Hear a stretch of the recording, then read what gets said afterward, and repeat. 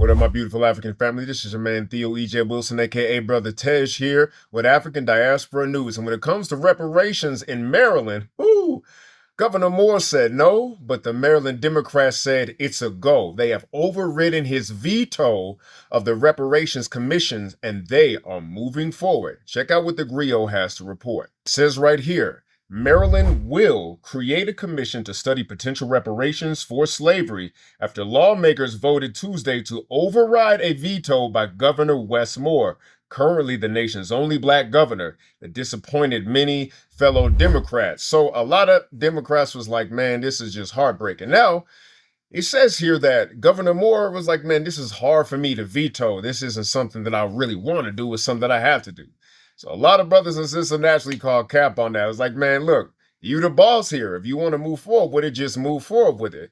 And so we have the Democratic Party. Now, look, we didn't have a fraught relationship with the Democrats, to say the least. They have certainly disappointed us and hurt our feelings and let us down over time. But when it comes to local politics, you never know who you're going to get in there, and you never know if they're going to be somebody who's a rider who stands 10 toes down for making sure that us foundational lineaged Black Americans get these reparations. And so there's enough of them to say, no, Governor Moore, we're going to move forward with this commission. Why do we sometimes balk against a commission, right? Because sometimes we be like, well, commissions is just stalling. But the fact is, there's a process for this, right? And all the reparations that have been delivered, settled, and paid out and allotted, a commission was the first step. And so now Governor Moore has been overturned when it comes to his veto. We're going to see what else they say in the grill. Now, we shouldn't make Moore the whole entire bad guy right here, because he says something interesting when it comes to his willingness to partner with this commission. Here's what he says. I am eager to move forward in partnership on the work of repair that we all agree is an urgent and pressing need. I believe the time for action is now, and we must continue moving forward with the work of repair immediately, Moore said in a statement.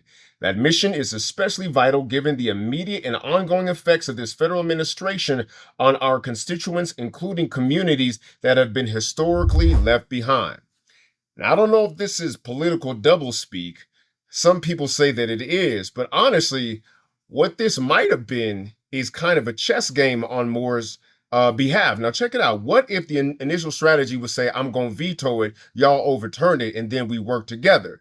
That is a possibility. I've seen games like that played before. Not saying that's what happened here, but rest assured, his eagerness to partner with them doesn't seem to be just trying to save face. As we know, the community outcry for reparations is louder now than it has ever been, at least in my lifetime. So what would these reparations necessarily entail?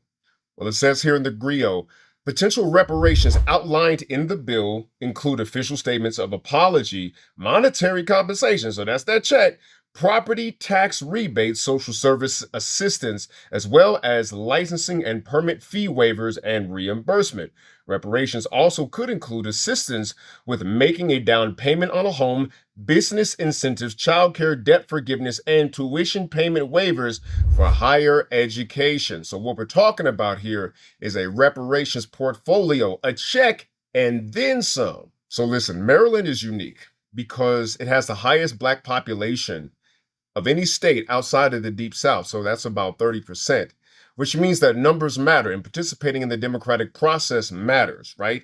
And so we understand that there seem to be a lot of backdoors and cheat codes when it comes to like who gets their way in the democratic process. But all of those backdoors and cheat codes are there to work around voter participation.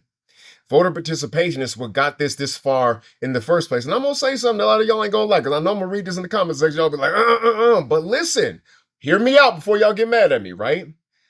Patternistically, when it comes to Black Americans advancing their reparations cause, our reparations cause, I have seen that they're more likely to advance under liberal and democratic administrations than Republican administrations. What makes me say that, right?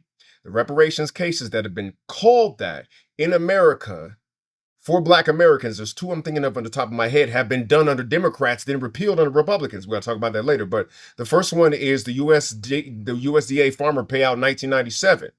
In 1997, under Bill Clinton's administration, they proved unequivocally that these black farmers were discriminated against. They were paid reparations. Again, in, I believe, Champaign, Illinois, there was another reparation specifically, explicitly for black Americans that was paid out under a more liberal administration in that city. And then it was repealed under Republicans. So this teaches us two things. When it comes to political climate, left-leaning climates are actually more favorable to reparations when it comes to black Americans. Right-leaning climates are more favorable to having those reparations repealed and the dialogue shut down. Look, we're not going to get too excited about this because as we've outlined, America giveth and America taketh away, right? And you could get the check cut.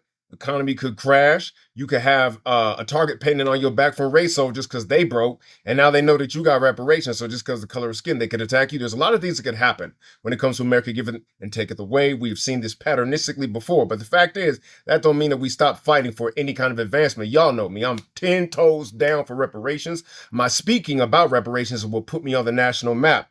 But I will say this. The pressure is what changed Governor Moore's decision and overturned his veto. The pressure from the people. The reparations movement is in full effect because we understand, and black Americans are louder than they've ever been in my lifetime about this, that if you look at the root of all the ills we suffer, whether it be incarceration, crime, police violence, whether it be drugs, you name it, addiction, the projects, all of that stems from us being designed into poverty. From the time that we stepped foot on these shores, from the time we were put in shackles, on up to the present day. And if you look at the case law that levied reparations for any other people, if you look at the legal statutes that have been violated, the crimes against humanity that they suffered, and how that matters in the geopolitical legal framework that was set out in the Nuremberg trials and all of that stuff after World War II, by definition, Black Americans are owed reparations. It's not a matter of if, it's just a matter of how much. So I'm for any advancement step forward when it comes to us getting that check cut and those repairs made for the suffering that we have endured as a people. So now we have clearly delineated the path from voting to the steps towards reparations. We've seen this now. Right? Because a lot of people be like, man, I ain't gonna vote, I ain't gonna participate in the Democratic process. Democrat Party ain't nothing, right? You could say that at the national level, but I've seen local politics be more effective.